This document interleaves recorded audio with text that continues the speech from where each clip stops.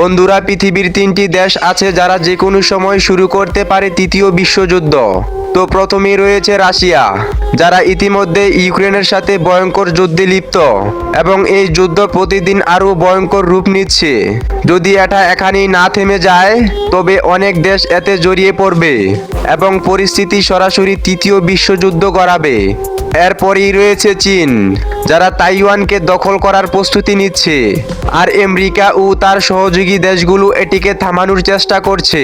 কিন্তু যদি এই সমস্যা এখানেই শেষ না হয় তবে এর পরিণতি হতে পারে ভয়ঙ্কর এক বিশ্বযুদ্ধ। আর শেষের দিকে আছে উত্তর কোরিয়া, যারা দীর্ঘদিন ধরে তাদের পারমাণবিক অস্ত্র ও ক্ষেপণাস্ত্র পরীক্ষার কারণে বিশ্বজুড়ে আলোচনায় রয়েছে।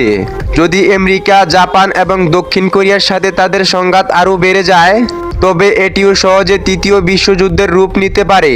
তাই আরও এমন গুরুত্বপূর্ণ তথ্য জানতে এখনই সাবস্ক্রাইব করুন আমাদের চ্যানেলটি।